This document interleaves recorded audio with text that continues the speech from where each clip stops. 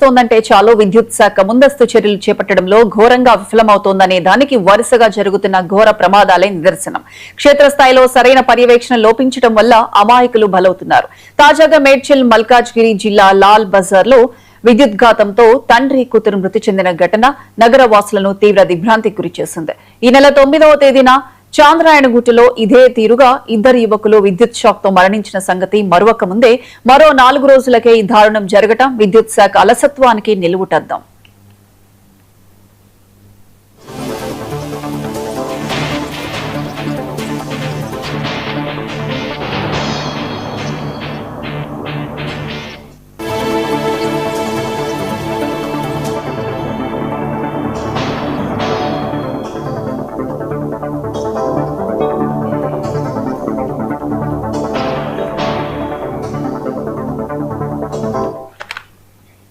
వాస్తవానికి వర్షాకాలానికి ముందే విద్యుత్ స్తంభాలు వైర్లను సరిచేయడంతో పాటు చెట్ల కొమ్మలను నరికివేయడం ప్రాథమిక నియమం. ప్రమాదవశాత్తు వైర్లు తెగి నేలపై పడినప్పుడు ఎర్తింగ్ వ్యవస్థ ద్వారా పవర్ ఆటోమేటిక్ గా ట్రిప్ అయ్యే ఆధునిక సాంకేతిక రక్షణ చర్యలు తీసుకోవడంలో అధికారులు పూర్తిగా నిర్లక్ష్యం వహించారు. లాల్ బజార్ టెలికాం కాలనీలో భారీ వృక్షం కూలి వీధి దీపాలు కేబుల్ పై పడి వైరు తెగిపోయినా అధికారులు సకాలంలో స్పందించలేదు. చివరకు కారును పక్కకు జరిపే క్రమంలో ఆ వైరు తగిలి సందీప్, ఆయన కుమార్తె రితిక అక్కడికక్కడే దుర్మరణం పాలయ్యారు. నగరంలో విద్యుత్ సమస్యలపై ఫిర్యాదు చేసేందుకు ఏర్పాటు చేసిన కాల్ సెంటర్ నెంబర్ 1912 కేవలం అలంకారప్రాయంగానే మారిందనే విమర్శలు వ్యక్తమవుతున్నాయి.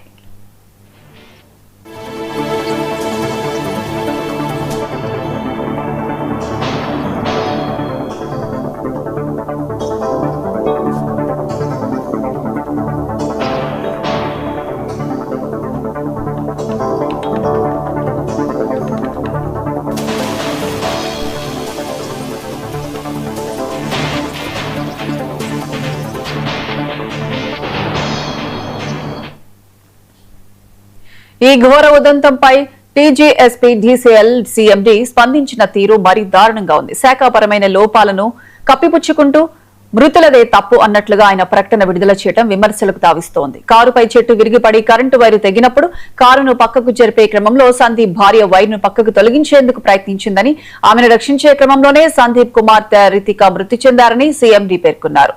ప్రకృతి వైపరీత్యాల సమయంలో తెగిపడిన వైర్లు కనిపిస్తే కాల్ సెంటర్ కు లేదా సమీప అధికారులకు సమాచారం ఇవ్వాలని, స్వయంగా వైర్లను తాకవద్దని ఆయన సూచిస్తున్నారు. అయితే గ్రౌండ్ లెవెల్లో కాల్ సెంటర్ సిబ్బంది ఫోన్లు ఎత్తినప్పుడు, స్థానిక అధికారులు గైర్హాజరైనప్పుడు ప్రజల సమాచారం ఎవరికి ఇవ్వాలో మాత్రం సీఎండీ చెప్పలేకపోతున్నారు. తప్పులను ఒప్పుకోకుండా బాధితులపైనే నెట్టేయడం విద్యుత్ శాఖ నిర్లక్ష్య వైఖరిని స్పష్టం చేస్తోంది.